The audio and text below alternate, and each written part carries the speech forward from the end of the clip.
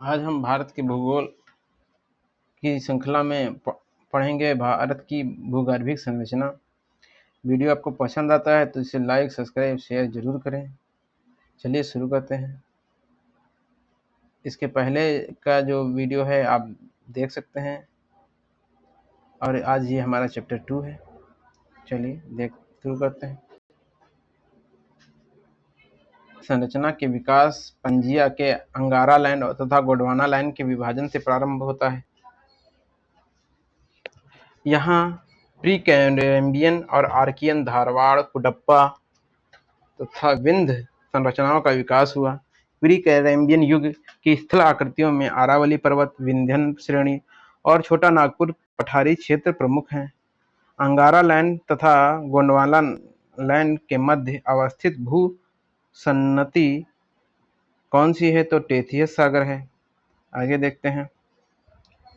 भारतीय उपमहाद्वीप मूलतः किस विशाल भूखंड का भाग है? तो गोंडवाना लैंड का भाग है यह। भारत से उपबंध पराचुंबकीय परिणामों जो कि संकेत मिलते हैं, उनके अनुसार भूतकाल में भारतीय स्थलपिंड किस दिशा की ओर अग्रसर हुआ? तो उत्तर की ओर अग्रसर हुआ। भारत के पश्चिम तट का निर्माण कैसे हुआ? तो ये हुआ भूमि के उत्थान एवं निर्गमन के कारण। अंगारा लैंड और गोंडवाना लैंड में देखिए, अंगारा लैंड में यूरोप, एशिया, उत्तरी अमेरिका और ग्रीनलैंड आते हैं और गोंडवाना लैंड में प्रायद्वीपीय भारत, अफ्रीका, ऑस्ट्रेलिया, दक्षिण अमेरिका, अंटार्कटिका और मेडागास्कर आते हैं। अब प्री कैरेबियन देखिए, आर्कियन संरचना। तो सर्वप्रथम आर्कियन संरचना का विकास कैसे हुआ? तो गर्म गलित पदार्थों का शीतलीकरण, लावा मैग्मा के रूपांतरण से।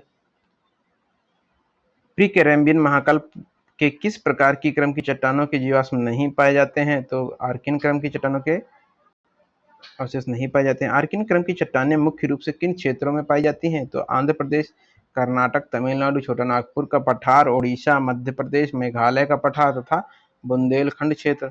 आर्कियन संरचना किस प्रकार की चट्टानों से निर्मित है? तो आग्नेय चट्टानों से।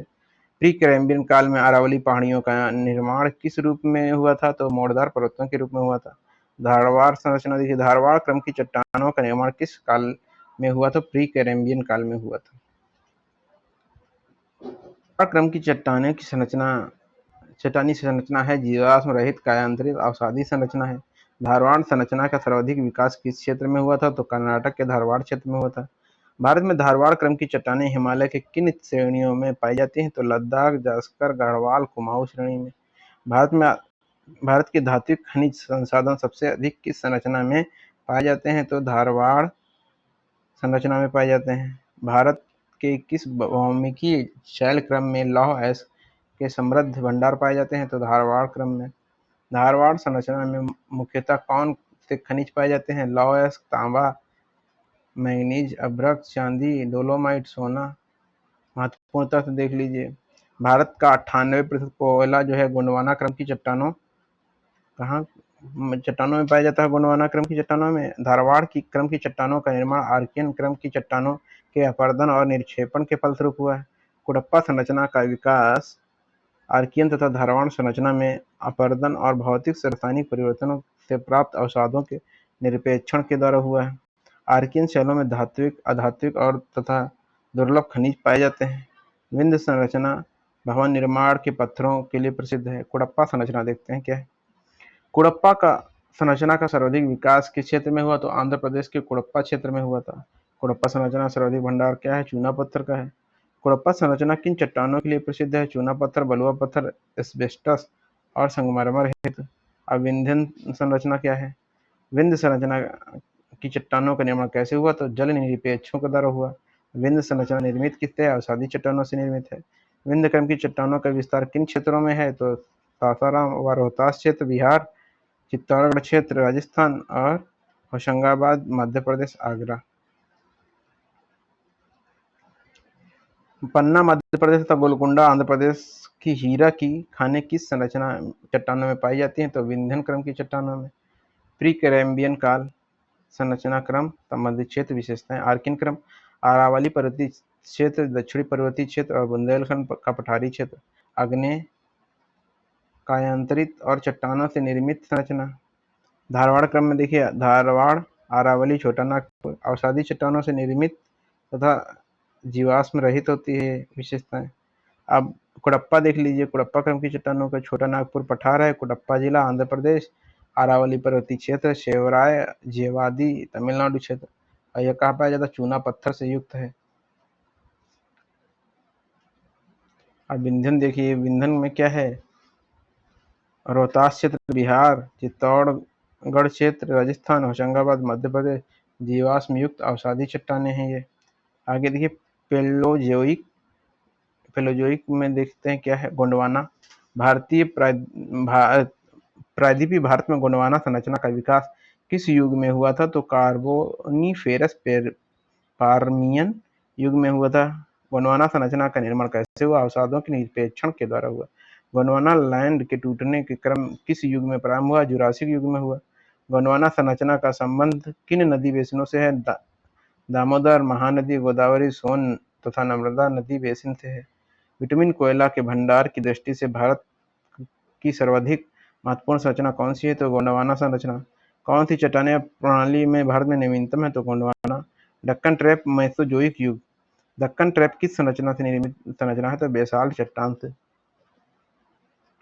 आगे देखते हैं दक्कन ट्रैप संरचना का मुख्यतः विकास किस क्षेत्र में हुआ? तो महाराष्ट्र एवं मालवा में। वीडियो आपको पसंद आ रहा है तो लाइक, सब्सक्राइब, शेयर जरूर करें। इसे ज़्यादा से ज़्यादा शेयर करें। दक्कन ट्रैप संरचना का विकास किन अन्य क्षेत्रों में है? तो गुजरात में के काठियावाड़, प्रायद्वीपीय और कर्नाटक के बंगलुरु, मैसूर पठार और आंध्र प्रदेश एवं तेलंगाना के पठार तथा छोटा नागपुर के राजमहल पर्वतीय क्षेत्र। श्रृंखला के क्रम में हम अपने तीसरे चैप्टर पर पहुंच गए हैं, जो कि है भारत के भू आकृतिक प्रदेश। चलिए इसके बारे में जान लेते हैं।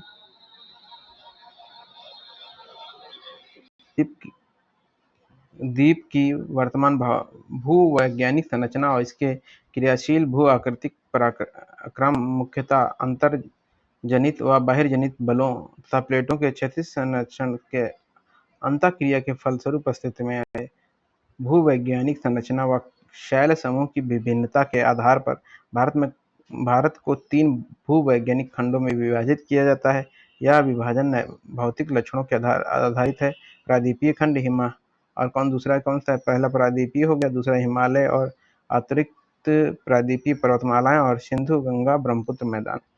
आगे देखते हैं भारत का कुल क्षेत्रफल का लगभग 11% भूभाग पर्वतीय और 18% पहाड़ी है और 20% पठारी है और शेष 43% भूभाग मैदानी। पहले देखिए क्या है? भारत के कुल भौगोलिक क्षेत्र का लगभग 11% भूभाग कितना है? कैसा? पर्वतीय है। 11% पर्वतीय है और 18% पहाड़ी है और 20% पठारी है और शेष 43% क्या है?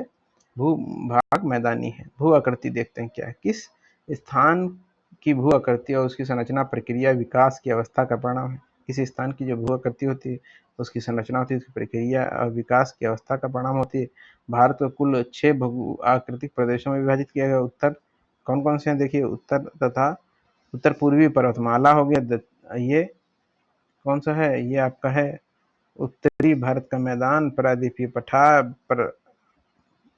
भारतीय मरुस्थल, तटीय मैदान हो गया और द्वीप समूह हो गया। आगे देखते हैं हम हिमालय का निर्माण कैसे हुआ। ये यूरेशियाई प्लेट जैसे अंगारा लैंड और भारतीय प्लेट के टकराने से गोंडवाना लैंड। प्लेट विवर्तनिकी सिद्धांत के अनुसार हिमालय की उत्पत्ति का कारण क्या माना जाता है? तो टेथियस सागर में जमे मलबों में दबाव या टेथियस सागर के अवसाद में वलन पड़ना। देखिए हिमालय का निर्माण किस काल में हुआ था? तो टर्शियरा काल में हुआ था। उत्तर का पर्वतीय प्रदेश देखते हैं। प्रादेशिक भाग, लंबाई और विस्तार। पंजाब हिमालय में ये 560 किलोमीटर है। सिंधु और सतलज नदियों के मध्य पंजाब हिमालय सिंधु सतलज के मध्य है 560। कुमायूं हिमालय 320 है। ये सतलज और काली नदी के मध्य के है। कुमाऊं सतलज और काली नदी के मध्य। नेपाल हिमालय काली और तीस्ता के बीच है और 800 किलोमीटर लंबाई है। असम हिमालय 750 किमी तीस्ता, दिहांग और ब्रह्मपुत्र नदी के मध्य है ये।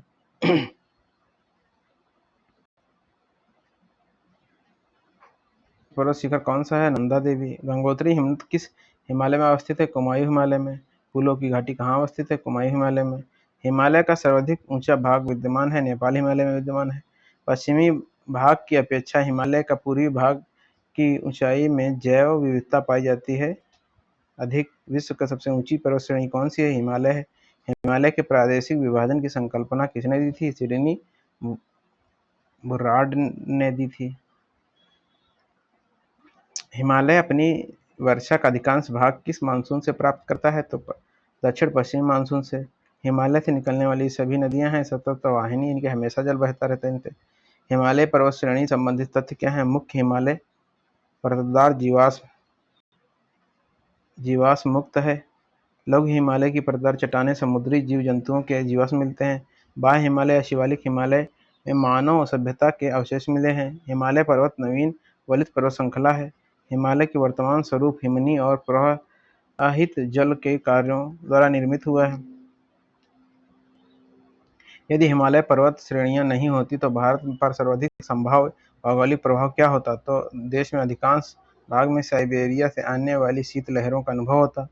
सिंध गंगा मैदान इतनी सुविस्तृत जलोढ़ मृदा से वंचित होता और मानसून के प्रतिरूप वर्तमान प्रतिरूप से भिन्न होता है। ट्रांस हिमालय के बारे में जान लेते हैं। क्या है? तिब्बत हिमालय किसे कहा जाता है? ट्रांस हिमालय को। ट्रांस हिमालय के अंतर्गत कौन सी श्रेणियां सम्मिलित हैं? काराकोरम, लद्दाख, जास्कर एवं कैलाश। ट्रांस हिमालय की सबसे ऊंची चोटी कौन सी है? तो गाडविन ऑस्टिन है। यहाँ पर हिमालय का दिया गया है डायग्राम, समझिए इसको। सारी श्रेणियाँ, पमीर ग्रंथि, हिंदुकुश, कुनाल श्रेणी। अब देखिए यहाँ पे ये काराकोरम श्रेणी है और ये लद्दाख श्रेणी, जास्कर श्रेणी, हिमालय ये पर्वत है और ये कैलाश श्रेणी है। और ये यहाँ पर नदियों का बहाव देखिए क्या है? सिंधु, झेलम, चिनाब, रावी, सतलुज। फिर यहाँ पर गंगा यमुना हो गई, है ना। अब आगे देखिए, आगे आते हैं हम।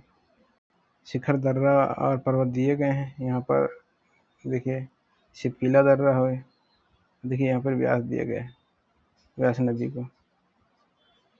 आगे देखते हैं हम अपनी इसमें क्या है। विश्व का सर्वाधिक तीव्र ढाल वाली चोटी राकापोसी कहाँ स्थित है? तो ट्रांस हिमालय में।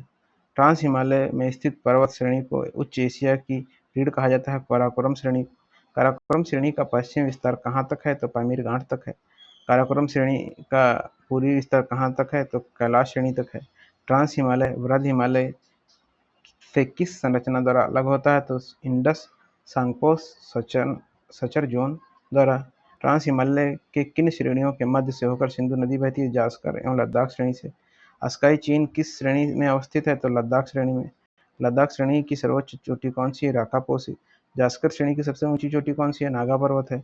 भारत की सबसे गहरी गर्ज कहाँ स्थित है? बुंजी, लद्दाख में 5200 मीटर गहरी है। काराकोरम श्रेणी को किस उपनाम से जाना जाता है? तो कृष्णागिरी पर्वत।